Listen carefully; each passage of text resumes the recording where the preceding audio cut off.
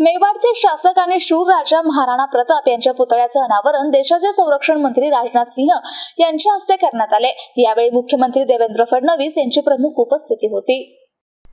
केंद्रीय संरक्षण मंत्री राजनाथ सिंह यांचे दुपारी विमानाने आगमन झाले। प्रशासनातर्फे त्यांचं स्वागत करण्यात आलं। या प्रसंगी मुख्यमंत्री देवेंद्र फडणवीस, सामाजिक न्याय मंत्री तथा पालकमंत्री संजय शिरसाट, इतर मागासवर्गीय कल्याण मंत्री अतुल सावे, पणन मंत्री जयकुमार रावल, राज्यसभा सदस्य खासदार डॉ. भागवत कराड, खासदार संदीपान भुमरे, आमदार प्रशांत बंब, आमदार अनुराधा चव्हाण, आमदार नारायण कुचे, आमदार संजय केनेकर तसेच विभागीय आयुक्त दिलीप गावडे, जिल्हाधिकारी दिलीप स्वामी, जिल्हा परिषदेचे मुख्य कार्यकारी अधिकारी अंकित, छत्रपती संभाजीनगर परिक्षेत्राचे विशेष पोलीस महानिरीक्षक वीरेंद्र मिश्र, पोलीस आयुक्त प्रवीण पवार, पोलीस अधीक्षक डॉ. विनय कुमार राठोड उपस्थित होते।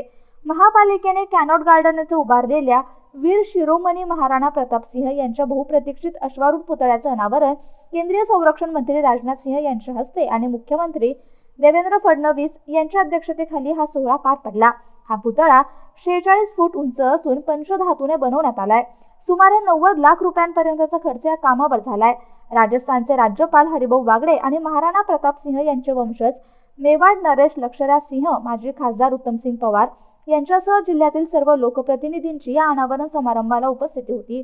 गेल्या 3 दशकांपासून महाराणा प्रताप यांचा अश्वारूढ पुतळा उभारण्यात यावा याची प्रतीक्षा होती। या निमित्ताने कॅनॉटच्या महाराणा प्रताप उद्यानाचं सुशोभीकरण करण्यात आलं होतं।